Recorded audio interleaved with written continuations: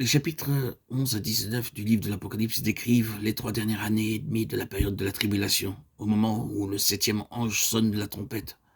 Tous peuvent voir que le Seigneur Jésus-Christ va régner. Nous avons 3 armes par lesquelles nous pouvons vaincre le diable. Apocalypse 12, 11. La première est le sang de l'agneau. La seconde est la parole de notre témoignage. La troisième est que nous ne devons pas aimer nos vies jusqu'à la mort. Par une position ferme, nous pouvons vaincre l'ennemi. Il vaudra certainement mieux souffrir et mourir que d'adorer la bête. Puis viennent les noces de l'agneau, Apocalypse 19, 9. Et celui qui est appelé le fidèle et le véritable descend du ciel ouvert sur un cheval blanc, verset 11. Le diable est saisi et lié pendant 1000 ans.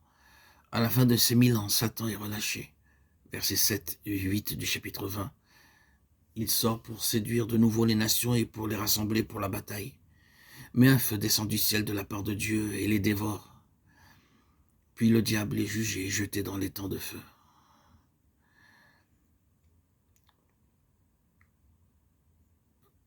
Les morts ressuscitent pour se tenir devant le grand trône blanc. Ceux dont le nom n'est pas écrit dans le livre de vie sont jetés dans les temps de feu, versets 11 à 15.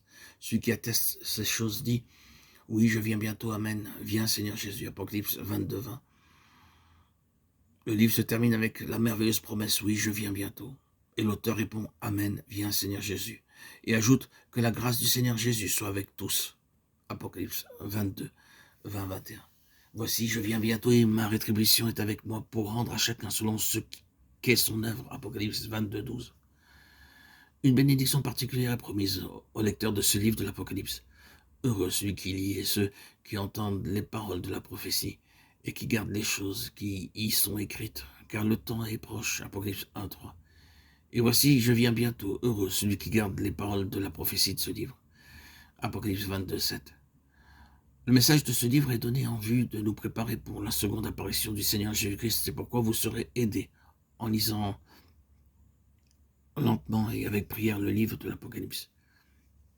Une bénédiction nous sera donnée alors que nous commencerons l'étude des 7 noms donnés au Saint-Esprit, selon Apocalypse 1, 1 à 6, 3, 1, 4, 1 à 5, 5, 5, 6. Le nombre 7 dans la Bible parle de perfection. Lorsque Christ parle de ces 7 esprits, il entend par là l'œuvre complète et parfaite du Saint-Esprit dans nos vies. Dieu dit en fait, connaissez-vous la signification des 7 esprits? Alors laissez-les travailler en vous librement et vous serez élevés jusqu'à mon trône. Les 7 esprits parlent de l'esprit tout entier. Cette portion de phrase, les 7 esprits, se retrouve 4 fois dans les chapitres 1, 4, 3, 1, 4, 5 et 5, 6. Nous pouvons diviser l'œuvre du Saint-Esprit en 4 parties. Premièrement, 7 noms sont donnés au Saint-Esprit dans la Bible. Deuxièmement, il y a une œuvre septuple du Saint-Esprit qui se poursuit très tranquillement dans le croyant. Troisièmement, il y a une œuvre septuple du Saint-Esprit visible pour les gens du dehors. Quatrièmement, il y a une œuvre septuple du Saint-Esprit dans le ministère du Seigneur Jésus-Christ.